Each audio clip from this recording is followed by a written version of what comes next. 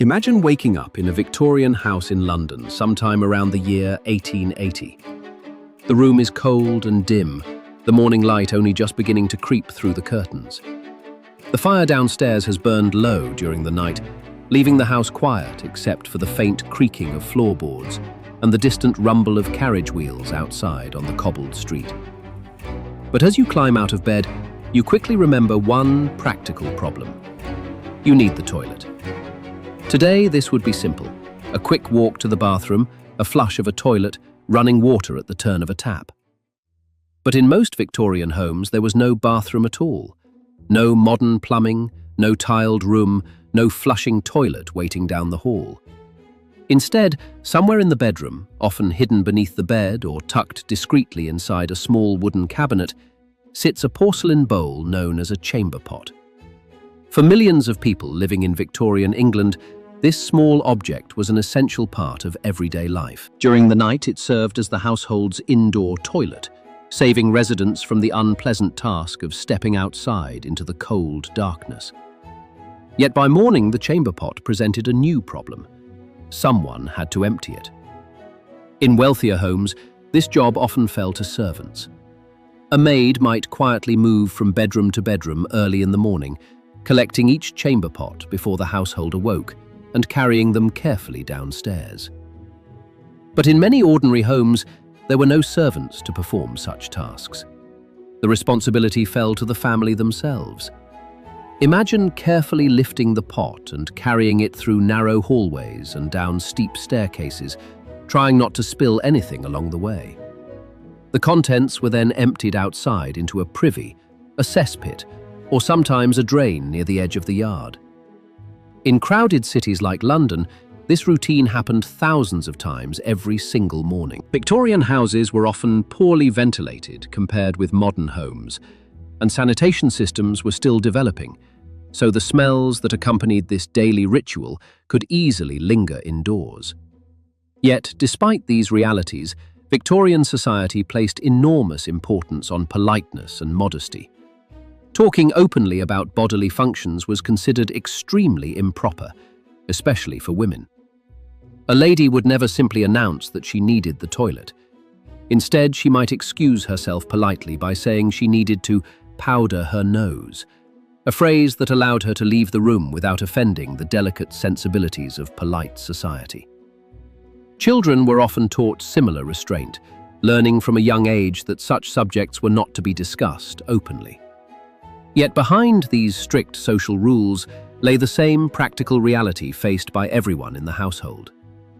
Chamber pots had to be used, and they had to be emptied. Imagine living in a small Victorian home shared by a large family. Perhaps 6 or 7 people occupy only a few bedrooms. Several chamber pots might be used during the night, and by morning someone must carry each one outside. In working-class neighborhoods, the problem could be even greater, because many homes did not have their own private toilet at all. Instead, several families might share a single outdoor privy located at the end of a courtyard or alley. Picture a narrow row of brick houses on a crowded Victorian street. Behind them lies a small yard with a simple wooden structure standing at the far end. Inside is the shared privy, a wooden seat positioned above a deep pit in the ground. Imagine stepping outside early in the morning to use it. The air is cold and damp. The ground beneath your feet may be muddy after rain, and already a neighbor is waiting nearby for their turn. In some working-class districts, dozens of people might rely on just 1 or 2 of these facilities. Privacy was limited, and the conditions were often unpleasant. Yet this was simply part of daily life for many Victorians. Now imagine another scene. It is early morning in a crowded London neighborhood. Shopkeepers begin raising the shutters on their storefronts, while carts rattle slowly along the cobbled streets. But behind the houses, in narrow courtyards and alleyways, another routine is quietly taking place. Chamber pots are being emptied. Across the city, thousands of households begin the same task. Pots carried from bedrooms are poured into drains, privies, or cesspits. In some places, the contents even make their way into the street gutters, where rainwater eventually carries them away. For visitors arriving in Victorian London for the first time, the smell could be shocking. Writers from the time often described the city as filled with a mixture of odours: coal smoke drifting from chimneys, horse manure from the busy streets, rotting refuse, and human waste.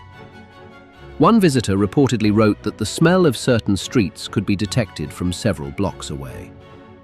Yet for the people who lived there every day, this was simply part of the background of city life. And there was another curious detail that many modern viewers find surprising. In some Victorian homes, the chamber pot was not kept under the bed at all. Instead, it was hidden in plain sight. Furniture makers created elegant wooden cabinets known as commodes, designed to conceal the pot inside what appeared to be an ordinary chair or bedside table. Guests might sit beside one during a visit without ever realizing what it contained. It was a small example of how Victorian society tried to maintain an appearance of refinement, even while dealing with the practical realities of everyday life. For women, using the toilet could be even more complicated because of the clothing they wore. Victorian fashion involved many layers. A typical woman might wear undergarments, several petticoats, a tightly laced corset, and a heavy outer dress, sometimes supported by a crinoline frame that expanded the skirt outward. Managing these garments while using a privy required practice and careful balance. In fact, many Victorian women's undergarments were designed with open sections specifically to allow them to use the toilet without removing every layer of clothing. This practical feature often surprises modern observers who imagine Victorian fashion as purely decorative rather than functional. As cities continued to grow during the 19th century, urban planners began introducing public toilets to improve sanitation. In London, many of these facilities were built underground beneath busy streets. Pedestrians could descend narrow spiral staircases from the pavement into tiled rooms illuminated by flickering gas lamps.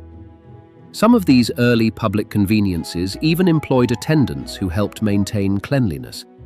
However, many of these public toilets were designed primarily for men, leaving women with far fewer facilities when they were away from home.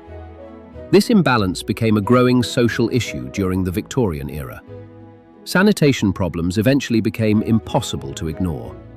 Waste from homes often ended up in cesspits, drains, or directly in nearby waterways. During hot weather, the smell could become overwhelming, drifting through neighborhoods and across entire sections of the city. Visitors frequently wrote about the unpleasant odors that filled parts of London. People relied on perfumes, scented soaps, and even flowers inside their homes to mask these smells as best they could. The problem reached a dramatic peak in the summer of 1858 during an event known as the Great Stink. Raw sewage flowing into the River Thames produced such a terrible smell that even the Houses of Parliament struggled to function. Politicians reportedly hung curtains soaked in chemicals around the windows simply to tolerate the stench drifting from the river. The crisis forced the government to finally invest in a modern sewer system beneath the city. Engineers constructed an enormous network of underground tunnels designed to carry waste safely away from homes and streets. This massive project transformed sanitation in London and became one of the most important public health improvements of the Victorian era. Around the same time, another innovation slowly began changing daily life inside homes: the flush toilet. Early versions of flushing toilets had existed for centuries, but improvements in plumbing during the 19th century made them far more practical. Wealthier households were among the first to install these new fixtures, which allowed waste to be carried away through pipes rather than collected in pots or pits. At first, these toilets were expensive and rare, but over time they became more common as plumbing systems expanded. What had once involved chamber pots, shared privies, and uncomfortable morning routines gradually evolved into the indoor bathrooms we know today. Looking back, Victorian life is often imagined as elegant and refined, filled with grand houses, strict etiquette, and fashionable clothing. Yet everyday routines like using the toilet reveal a very different side of the past.